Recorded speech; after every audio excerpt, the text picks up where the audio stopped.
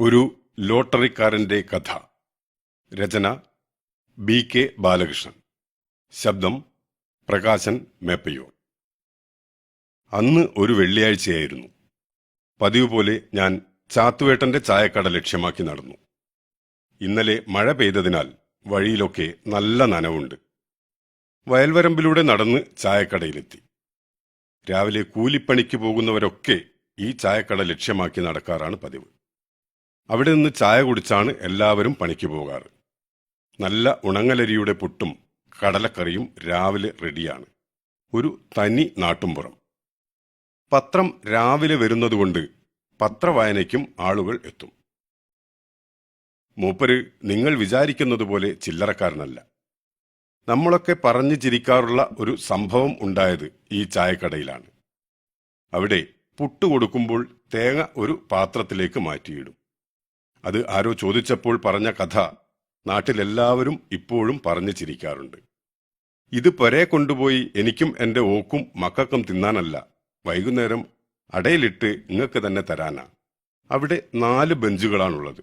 2 അല്പം ഉയരം കൂടുതലുള്ളതാണ്. ചായ കുടിക്കാർക്ക് പത്രം വായനക്കാർ ഒഴിഞ്ഞു കൊടുക്കണം. അതാണ് ഇവിടുത്തെ ഒരു നിയമം.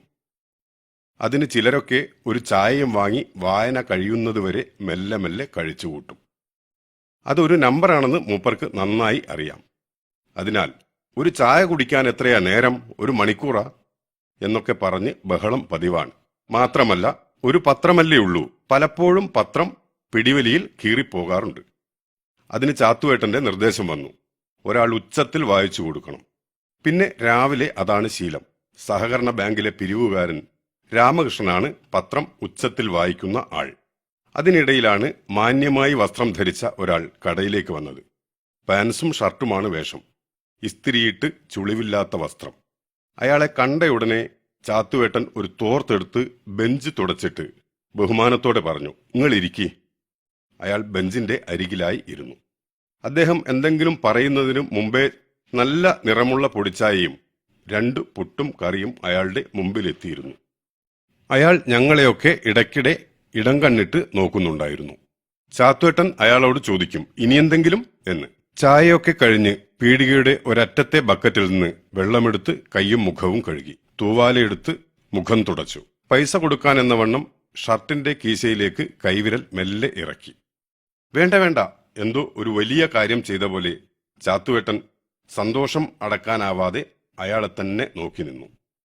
അയാൾ നടന്ന് വയൽവരമ്പിലൂടെ പോകുന്നത് ഞങ്ങളും നോക്കി നിന്നു. അയാൾ മറഞ്ഞ ശേഷം ഞങ്ങൾ ചോദിച്ചു, ആരാണ് അയാൾ? നമ്മുടെ പീടിയക്കണ്ടി കൃഷ്ണന്റെ പുയ്യാപ്പിളയാ. അദ്ദേഹത്തിന് എന്തോ വലിയ പണിയാ. എന്താ ജോലിയെന്ന് കൃത്യമായി പറയാൻ മൂപ്പർക്കായില്ല. അതിനിടയിൽ മറ്റാരോ പറഞ്ഞു, ഡോക്ടറാന്നാ തോന്നുന്നേ. 3-4 ദിവസം കഴിഞ്ഞ് ഞാൻ കോഴിക്കോട് പോയി ഒരു ഡോക്ടറെ കാണാൻ. തിരിച്ചു വരാൻ ബസ്സിൽ കയറി ഏകദേശം മധ്യത്തിലെ സീറ്റിലാണ് ഇരുന്നത്.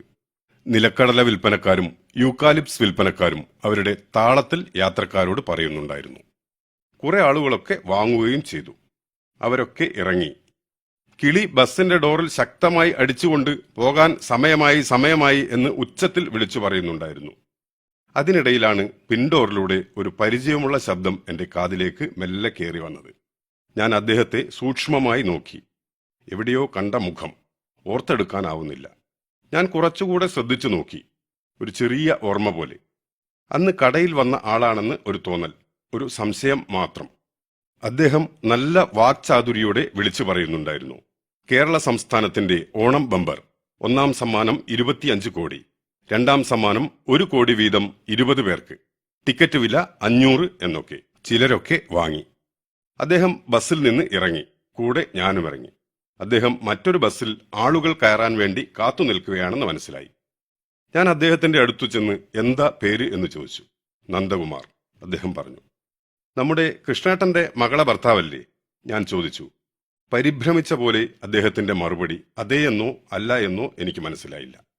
എന്റെ മുഖത്തേക്ക് തന്നെ നോക്കിയിരുന്ന അദ്ദേഹത്തിന്റെ ചുണ്ടുകൾക്ക് വിറയൽ പോലെ തോന്നി. നന്നായി വിയർക്കുന്നുമുണ്ടായിരുന്നു. അതുകൊണ്ടുതന്നെ കൂടുതലൊന്നും ചോദിച്ചില്ല. ചാത്തുവേട്ടൻ പറഞ്ഞത് വലിയ എന്തോ ജോലിയാണെന്നാണ്. ലോട്ടറി വിൽപ്പനക്കാരനാണെന്ന് പറയാനുള്ള ജാള്യത കൊണ്ടായിരിക്കും. ഞങ്ങൾ സംസാരിക്കുന്നതിനിടെ തിടുക്കത്തിൽ അദ്ദേഹം തല താഴ്ത്തി നടക്കാൻ ശ്രമിച്ചു. ഞാൻ അദ്ദേഹത്തെ തിരികെ വിളിച്ചു. എന്തിനാണ് ഈ ജാള്യത? ഏത് ജോലിക്കും അതിൻ്റെതായ മഹത്വമുണ്ട്.